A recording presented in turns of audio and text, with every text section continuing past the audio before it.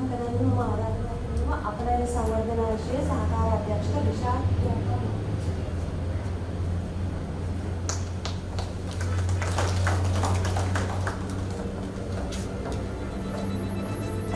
සුබදෑසනක් සිදු දෙනාට මුලින්ම ස්ථානයේ පැමිණි කාර්ය සංවර්ධන මණ්ඩලයේ අධ්‍යක්ෂ ජනරාල්තුමා සුරංග ආයතනයේ ශ්‍රී ලංකා සංවර්ධන මණ්ඩලයේ සේවාංශයේ අධ්‍යක්ෂක අවසරයි. ඊට අමතරව අපි මේ වැඩසටහනට ගෙන්නපු අපේ මෙතන සාර්ථක කරගැනීම සඳහා සම්ප්‍රදායකත්වය කරන මිස්ටර් බණ්ඩාර සම්ප්‍රදාය දෙවනසිසි සම්ප්‍රදායක සත්කාරවන ගුරුමාංශයේ ප්‍රධානී ඔහුගේ සියලුම පාරමිතයන් සහ මෙතන පැමිණි ඔබ විමසායන් සියලු දෙනාගේම අවසරයි. අපි අද මේ වැඩසටහන සහ පවත්වන පිළිවෙලකට එකලවු කොළඹ දිස්ත්‍රික්කයේ පාලන කරගනිමින් කොළඹ වටේ බොහෝ අයට සිංහල බුද්ධි කියන තේමාවලදී ව්‍යාපාර කටයුතු සාර්ථක කරගන්න විශේෂ කියලා දැනුවත් වීමක් ලබා දීම සඳහා ඉතින් අපි බලමු මේ වැඩසටහන කොහොමද කාර්යයක් විදිහට ආරම්භ කරන්නේ. ඉතින් විශේෂම ලංකා ව්‍යාපාර කටයුතු සාර්ථක කරගන්නවා කියන්නේ පොළොගේ අද සිහිනයක් බලාපොරොත්තුවක් ඉතා ඉහළ මට්ටමක කොහොමද අපි කාර්යයක් දායකත්වයේ කියලා. ඉතින් අතරම මේ තාක්ෂණික මෙවරම මේ කටයුතුතර ඉතාම ඉහළ මට්ටමේ දායකත්වය ලබා ගන්න පුළුවන්. ඒ කියන්නේ කිසිම තාර්කිකයක් නැහැ. අද ලෝකයේ අපි දන්නවා බහුතරයක් කියන්නේ ජනතාව නැත්නම් පාර්ලිමේන්තු ගත්තොත් හැම මිනිස්සුම බලාපොරොත්තු වෙන්නේ පොදු ව්‍යාපාර කටයුතු සාර්ථක කරගන්න. ඉතින් ඒ අපි අර්ථාදීදී අර අපේ අධ්‍යක්ෂ ජනරාල්තුමා කුමාරදී මේ කාර්යයට පරිගණකයේ කියන එක විතර මම වසර කාලයක් 1960 මුලින් තමයි මට මතක හිටියේ 60 70 80 වර්ෂවලදී පරිගණකය ඉහළ සම්ප්‍රදායගත ලබා දුන්නා කියන්නේ දෙන්න පුළුවන් පරිගණකයක් දුන්නා. නමුත් ඒ කාලේ නිර්මාණය වූ මෙම කුටිය කියන කොටස මම කියන කතා කරලා මෙතන දෙන්න වැඩසටහන ගැන කතා කරන්න මම වල ස්ලයිඩ්ස් වලට මාරු වෙනවා. මේ මම මෙන්න මෙතන කරේනම් මේකේ ගොඩක් අපි පිටිපස්සට ගියොත් ඉතින් අපි මතක අපේ වසරවලදී මම 75 මම ඉවරුනේ. නමුත් ඊට කලින් වර්ෂවලදී මේ පිළිබඳ ලෝකයේ තුල කතා වුණාට මේ ආටිෆිෂල් ඉන්ටෙලිජන්ස් නැත්නම් මේ කෘත්‍රිම බුද්ධිය ගැන ඒකේ ඉන්න විද්‍යාඥවරු විශේෂයෙන්ම ජෝන් මැකාති කියන විද්‍යාඥයා මතක් කරන්න ඕනේ. ඉතින් එයා මේ සම්බන්ධව තාර්ක නග කිව්වට මේ වචනේ මිනිස්සු එච්චර ගැන දැකීමක් දැක්ුවේ නැහැ. ඒ හේතුව උනේ ඒ කාලේ තිබුණේ නැහැ ෆාස්ටස්ට් කම්පියුටර්ස්. ඒ කියන්නේ අද කාලේ තමයි අපිට මේ වාක්‍ය හම් වෙලා තියෙන්නේ. ඒකත් අපිට ලබා ගන්න ඕනේ 2010 වර්ෂයේ 2010 2015 තමයි අතරම මේ machines ගොඩාක් අලුත් ජෙනරේෂන් එක නැත්නම් ජෙනරේෂන්ස් කියන වචනේ පාවිච්චි කරලා දැන් අපි G11 G12 වගේ තමයි අපේ ලැප්ටොප්ස් ඔක්කොම වැඩ කරන්නේ. ඒ ජෙනරේෂන් එක පරිවර්තනය වුණේ මේ කාලේ.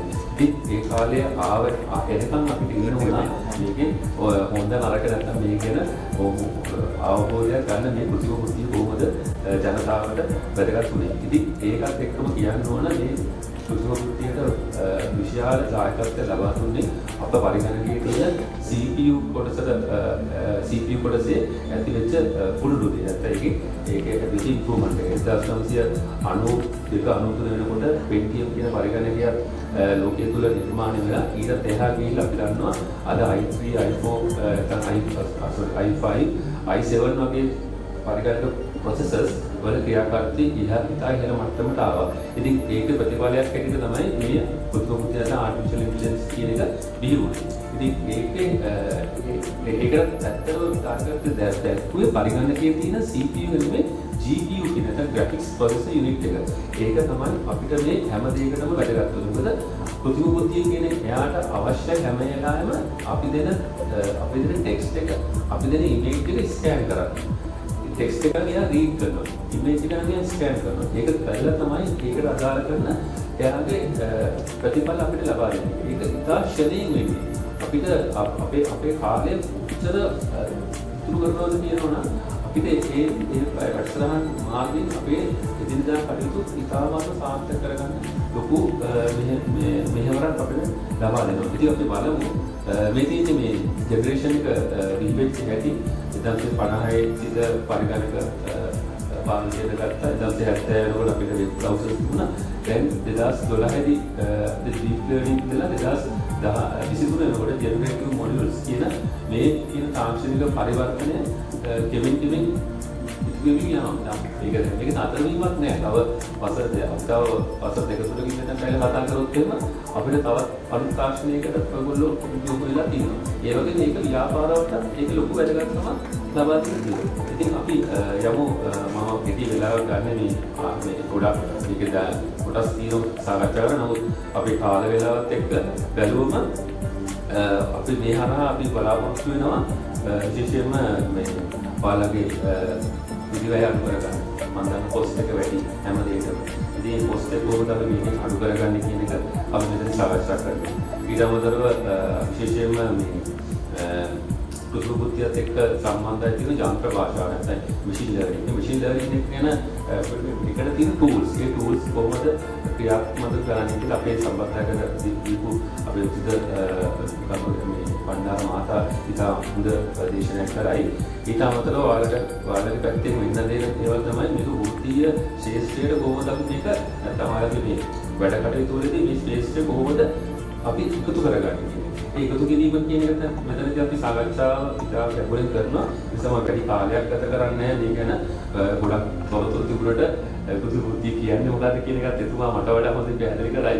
නමුත් මම දැන් කෙටියෙන් කියනවනම් ඇත්තටම මේක යන්ත්‍රයකට අපි පරිගණකයක් හෝ යන්ත්‍රයකට ඉගෙනීමට හෝ සිතීමට යම් සහ බුද්ධිමත් තීරණ ගැනීමට අපි හැකියාව මේ ලබා දීම තමයි මේක වෙන්නේ. ඒ කියන්නේ අපිට ඕන දේ අපි හිතන දේ අපිට ක්‍රියාත්මක කරන්න ඕන දේ අපි යන්ත්‍රයකට දෙනවා. ඒක ගැන හිතන්න. ඒක අපි හිතන්න දෙන්නේ අපි ටෙක්ස්ට් එකකින්. අපි දැන් මේ ළඟදී මම දැක්කා දාලා දුන්නා මේ මමත් කරනවා ෆොටෝෂොප්. නමම වගේ දන්නේ ඔයගොල්ලෝ ග්‍රැෆික්ස් ඩිසයිනර් කෙනෙක් ඔයගොල්ලෝගේ ඇඩ් එකක් කැමති ලස්සනට හදා ගන්න මේ ඔයගොල්ලෝගේ සේල්ස් කරන අය දන්නවා. ඉතින් මේ ෆොටෝෂොප් එක භාවිතා කරද්දී අපි ඉස්සර කරන්නේ ඉතින් අපි හිතනවා දැන් කාටද මේක හදලා මේක විකුණන්නේ මේ ලස්සන මේ මගේ ඇඩ් එක හැමෝම අනිත් අය පරදවල මේ මගේ ඇඩ් එක දිහා බලයිද කට්ටිය.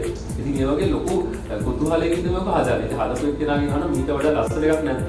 ඉතින් ඔයාලට ওই ප්‍රශ්න ටික දැන් ඉතින් තියෙන ප්‍රශ්න ටික ඔයාලට තියෙන එක ටෙක්ස්ට් එකකින් ටයිප් කරන්න. ඒ කියන්නේ සිංහල භාෂාවෙන් ඔක ඉංග්‍රීසි එකට කාට හරි කන්වර්ට් කරලා කියන මට මෙන්න මේ වගේ ඇඩ් එකක්. අපි කුළු බඩු සම්බන්ධ ඇඩ්වර්ටයිස්මන්ට් යන මේ ස්පයිසස් මේ වගේ ටික ලස්සට වැටෙන්න ඕන ඇඩ් එකේ. ඊට පස්සේ කලර් එක මෙහෙම වෙන්න ඕන. බෑග්ග්‍රවුන්ඩ් එකේ අපි තුමු T එක කරන මවුන්ටන් එකක් පේන්න ඕන ඇත්ත. ඊට පස්සේ ඒ කියන්නේ ස්කයි එක බ්ලූ වෙන්න ඕන. ඔය ටික ඔක්කොම ලියලා සබ්මිට් කරාම ඔයාලට ඕන ඇඩ් එක කෘත්‍රිම බුද්ධිය මාර්ගයෙන් හදලා දෙනවා.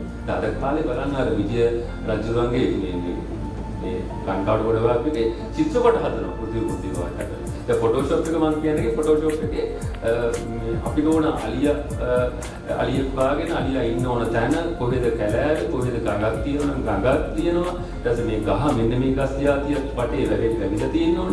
අලිය මැද ඉන්න ඕන. ඔක්කොම ලිව්වම ලස්සනට ස්වභාවිකව ඇත්ත විදියටම අලියා අර ඒ කැලෑවේ ගස් මැද ඒ ඇලදොල ළඟ තමයි අලියා ඉන්නේ. ඉතින් ඔක පුළුවන් අපිට මේ අලිය තියලා ගන්න ෆොටෝ එකක් බෑ. මොකද හේතුව අපිට මේ ඒක අපිට කරන්න බෑ. නමුත් ඒක කෘත්‍රිම බුද්ධියට කරන්න පුළුවන්. ඒක ඔයාලට ඒ බලන්න ඒ උදාහරණ නැති මේ අද වැඩසටහන සාර්ථක කරන්න අවශ්‍ය කරන කෝස් එක ඉගෙන ගන්න. ඉතින් ඊට